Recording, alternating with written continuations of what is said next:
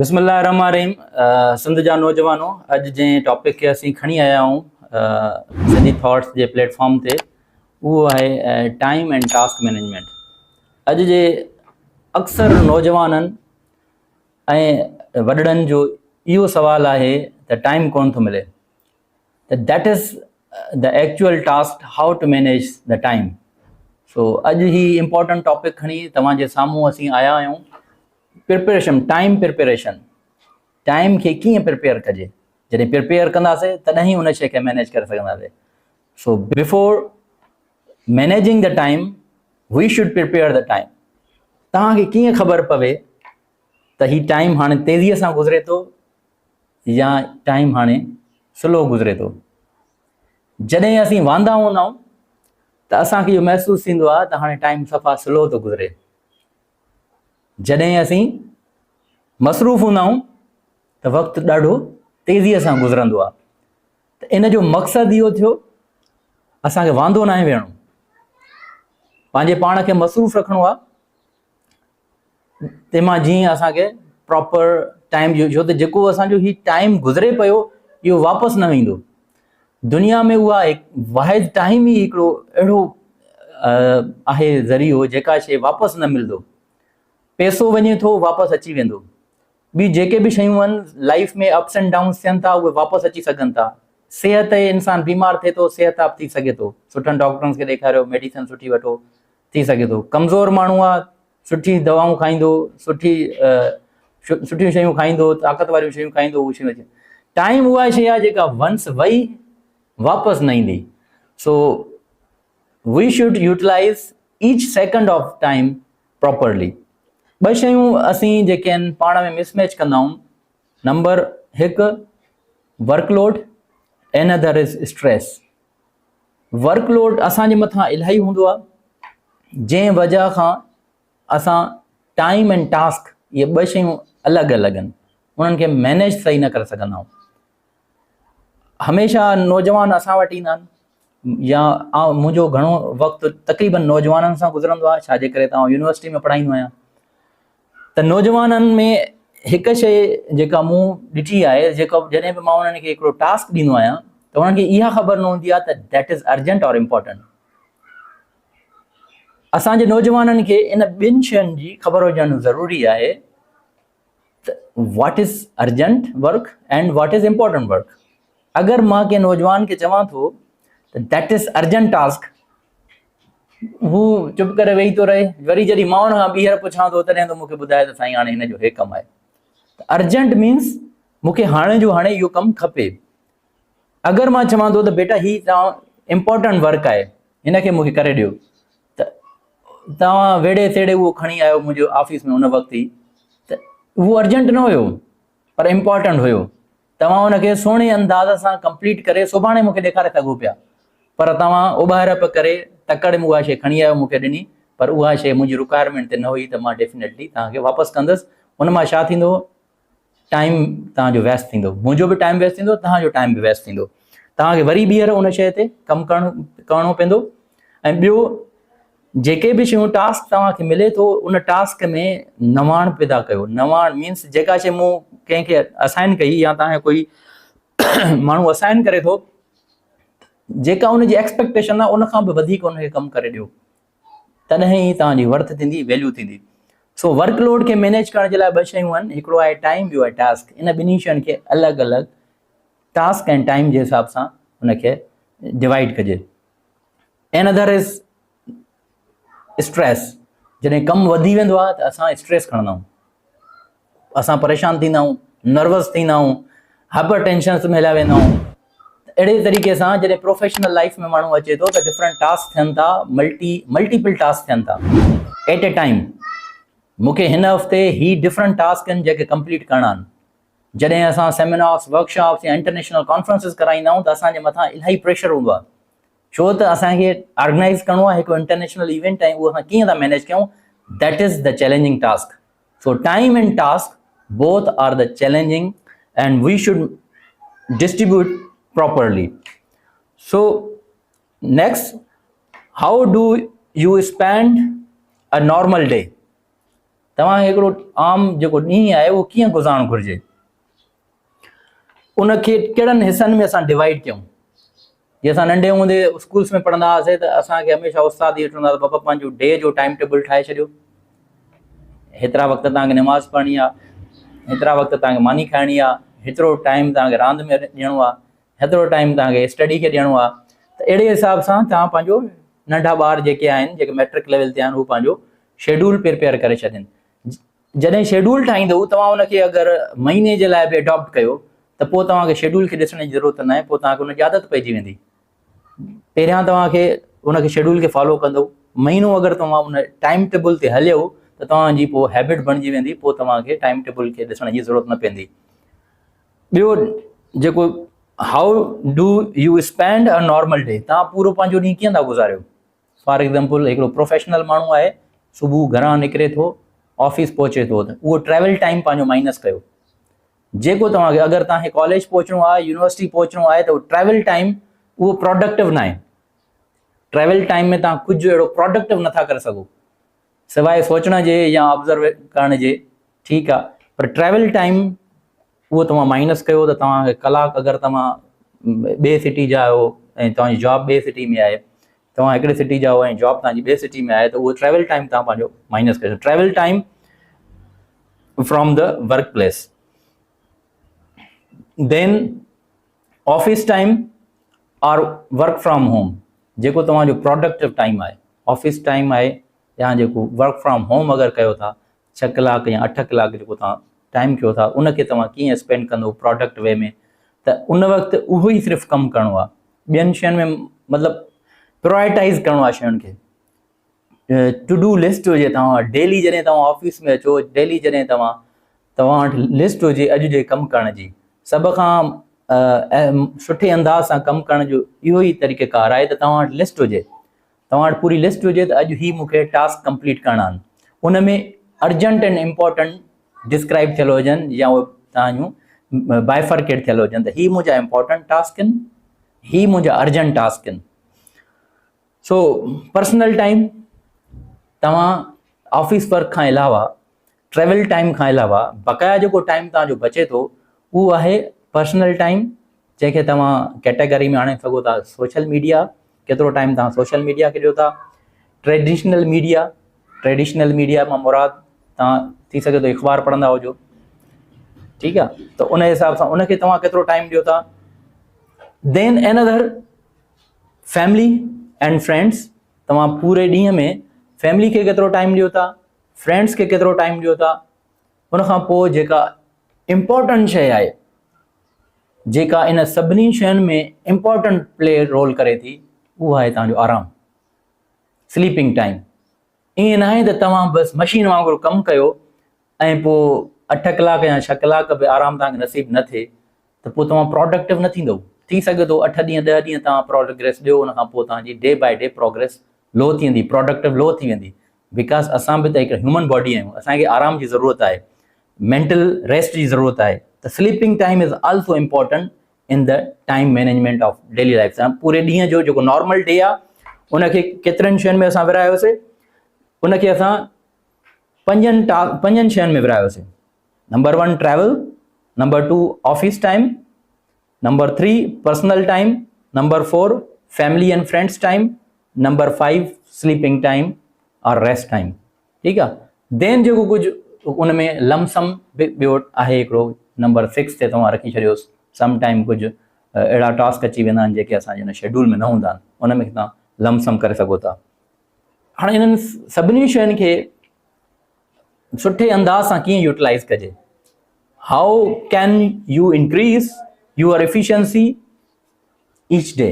हर ॾींहं खे इहे जेके हर ॾींहं खे यूटिलाइज़ करण जा इहे 5 जेके असां ॿुधायासीं, जिन खे असां टास्क हुया, जेके असांजा बाइफर्केशन हुई टाइम जी, ॾींहं खे यूटिलाइज़ करण जी, उन में उन्हनि जी एफिशिएंसी कीअं वधाइजे। हाणे असां तरीक़े करे त मां आराम जो टाइम कीअं वधायां, मां पंहिंजो ऑफिस टाइम जो जेको 8 कलाक 6 कलाक आहे उन में पंहिंजी प्रोडक्टिविटी कीअं वधायां, mean optimum utilisation of your time और the best utilisation of your time.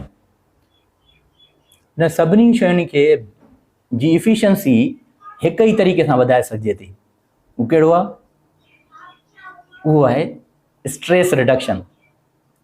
Stress के जॾहिं असां घटाईंदासीं ऑटोमेटिकली असांजी प्रोडक्शन वधंदी। So stress reduction is one of the tool to increase your efficiency. Stress के कीअं घटाइजे, ही ॿियो आस्पेक्ट आहे।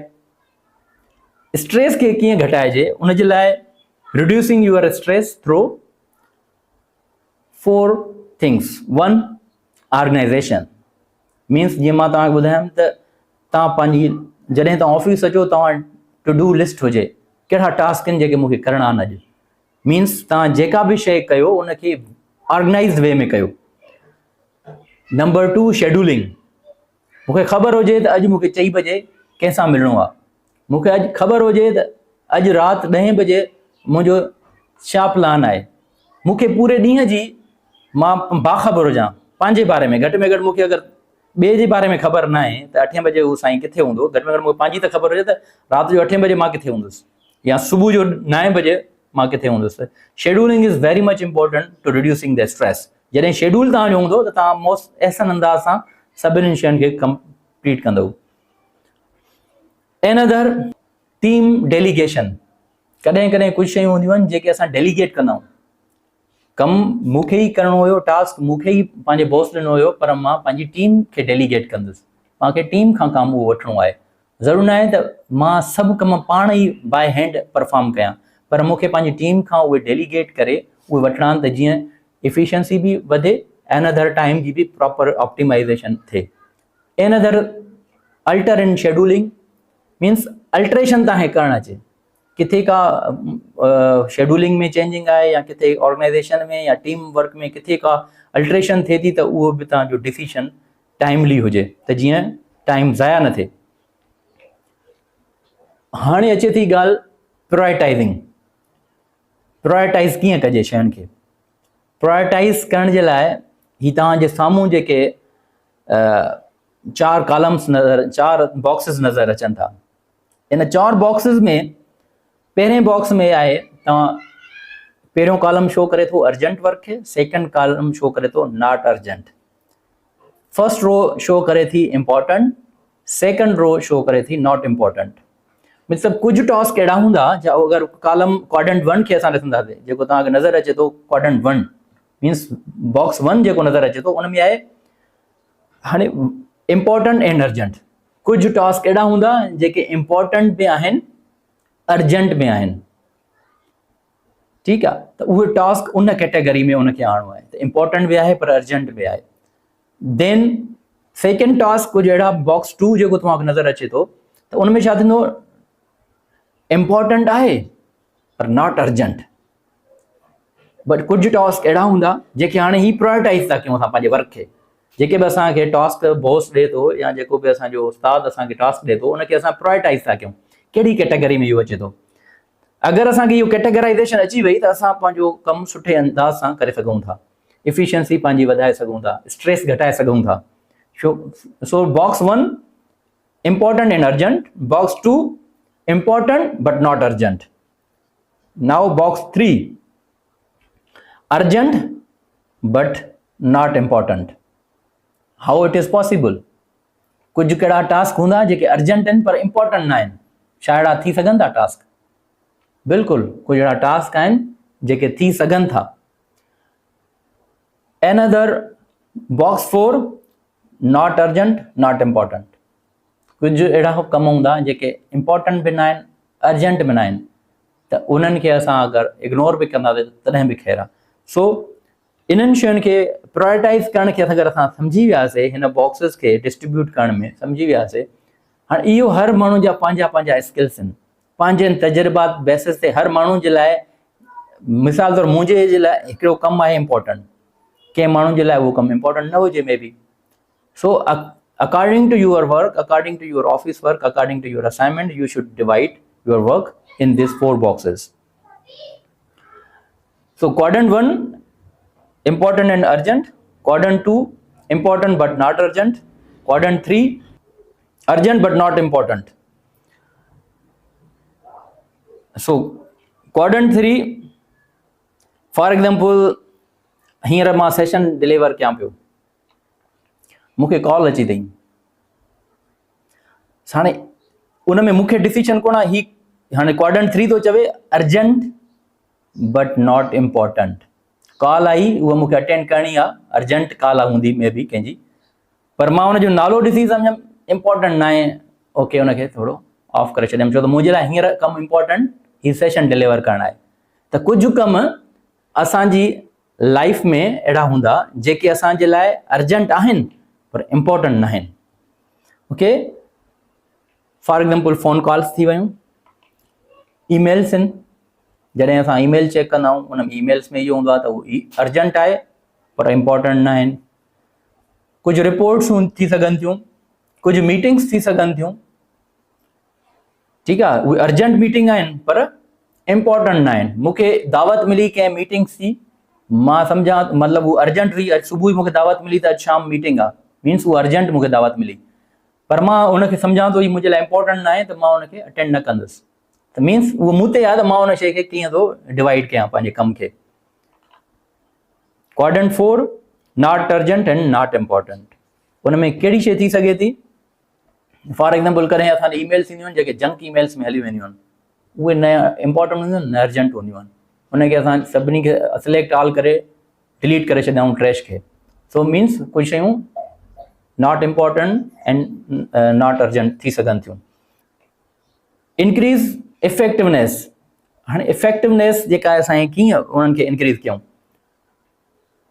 After organising and categorising the task, prioritise the task, जेको असां क्वाड्रेंट जो कमु सिखियोसीं, डेवलप न्यू स्किल्स, पंहिंजा स्किल्स जेके आहिनि डेवलप करणा आहिनि, गोल सेटिंग, गोल्स पंहिंजा सेट करणा आहिनि, टाइम प्लान करणो आहे, मल्टीपल टास्क अल्टर्स करणु अचनि, एट ए टाइम असांखे मल्टीपल टास्क हैंडल करणु अचनि, celebrate your accomplishments, celebrate your success, पंहिंजे पाण खे बि कॾहिं पार्टी ॾियो, को सुठो कमु कयो त पंहिंजे पाण खे पार्टी ॾियो, त ही सेल्फ अकम्पलिशमेंट आहे, सेल्फ मतिलबु हिकु रिवार्ड आहे पंहिंजे पाण खे। अॼु मूं सुठो कमु कयो आहे, अॼु दिलि चवे थी त वञी ॿाहिरि जेको आहे जूस पी अचां, मीन्स पंहिंजे पाण खे हिकिड़ो अकम्पलिशमेंट थो ॾियां त ही मां टास्क पूरो कयो। कॾहिं कॾहिं असां ऑफिस में वेठा हूंदा आहियूं, टास्क बॉस ॾींदो आहे, उहो टास्क कंप्लीट कंदा आहियूं, टास्क कंप्लीट खां पोइ चवंदा आहियूं त यार हाणे सुठी चांहि पीजे।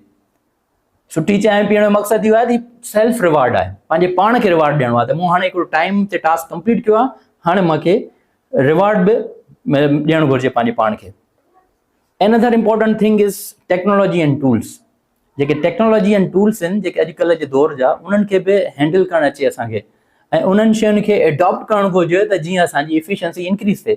अगरि असां टेक्नोलॉजी खां पोइते रहिजी वियासीं त असां पंहिंजी इफिशियंसी खे इंक्रीज़ नथा करे सघूं। सो चवंदा आहिनि त new technology, old habits give you the worst system, new technology, new habits give you the best system. So वक़्त जे हिसाब सां पंहिंजे पाण खे डेवलप कजे, टेक्नोलॉजीज़ जेके टूल्स आहिनि उन्हनि खे एडॉप्ट कजे, उन्हनि शयुनि खे सिखिजे। फॉर एग्जाम्पल अगरि मूंखे ईमेल मैनेजमेंट नथी अचे करणु, त मां ईमेल मैनेजमेंट करणु सिखां, सिखण में को हर्ज कोन्हे। सिखण जो बहितरीनु ज़रियो, चीप ज़रियो, मुफ़्त में तव्हां वटि खोड़ सारियूं यूट्यूब वीडियोज़ मौजूदु आहिनि, तव्हां उन्हनि खे सिर्फ़ु टाइम कढी उन्हनि खे ॾिसी वठो। कैलेंडर मैनेजमेंट, तव्हां वटि पूरे महीने जो कैलेंडर आहे, तव्हां पूरे कैलेंडर अॼुकल्ह अॻे हार्ड में ईंदा, अॼुकल्ह तव्हांजे फ़ोन में मौजूदु आहिनि, पंहिंजी फ़ोन में पूरे कैलेंडर खे तव्हां मैनेज कयो। जीअं ई हाणे ई तव्हां पंहिंजी मोबाइल कढो, हुन में चेक कयो कैलेंडर, पूरे अगरि महीने में का बि मोकल हूंदी ऑटोमेटिकली हाईलाइट थी ईंदी। अहिड़े ई तरीक़े सां तव्हां पंहिंजो अगरि ट्रैवल प्लान आहे तव्हांजो आउटिंग करण जो, तव्हां हुनखे हाईलाइट करे छॾियो त हिन डेट ते मूंखे हेॾे वञिणो आहे, हिन डेट ते मूंखे हीअ कॉन्फ्रेंस अटेंड करणी आहे, हिन डेट ते मूंखे ही क्लास अटेंड करिणो आहे, हिन डेट ते मुंहिंजा एग्ज़ाम्स आहिनि। मीन्स शेड्यूलिंग तव्हां वटि पूरे थियल हुजे, ऐं शेड्यूलिंग हुनखे सेव करे छॾियो तव्हां। रिमाइंडर्स ऑटोमेटिकली गूगल तव्हांखे रिमाइंडर बि ॾींदो, रिमाइंडर सेट करे छॾियो। सो ही टेक्नोलॉजी एंड टूल्स जा फ़ाइदा आहिनि। रिमाइंडर फॉर एग्जाम्पल अॼुकल्ह जीअं मोबाइल्स में तव्हां आज़ान अलार्म सिस्टम्स आहिनि, मोबाइल में हिकिड़ी ऐप डाउनलोड करे छॾियो, निमाज़ जे टाइम खां पहिरियां तव्हांखे उहो ऑटोमेटिकली तव्हांखे रिमाइंडर ॾींदो त हाणे मतिलबु निमाज़ जो टाइम थियो आहे, त उन मां तव्हां अलर्ट थी वेंदो। तव्हां अगरि कंहिं बि टास्क में रुधल आहियो त उन मां टाइम कढी हाणे चवंदो त हाणे अलाह जो सॾु थियो आहे, ऐं निमाज़ ते वञा। नेक्स्ट, सीक द हेल्प, मदद ॻोल्हियो। अगरि तव्हां सम्झो था कंहिं शइ में तव्हां वीक आहियो, तव्हां मदद वठो। कहिड़ियुनि शयुनि जी? पंहिंजनि दोस्तनि जी मदद वठी सघो था, फैमिली मां को माण्हू तव्हांजी हेल्प करे सघे थो, को वर्कर तव्हांजी हेल्प करे सघनि था, एक्सपर्ट्स हेल्प करे सघनि था, प्रोफेशनल काउंसलिंग भी तव्हांजी हेल्प करे सघे थी। सो मतिलबु का बि शइ सिखणु की ॿायो न, काई बि शइ सिखणी आहे त तव्हां यूट्यूब खां मदद वठी सघो था, डॉक्टर गूगल खां मदद वठी सघो था, गूगल ते तव्हां मुफ़्त में का बि शइ सिखी सघो था।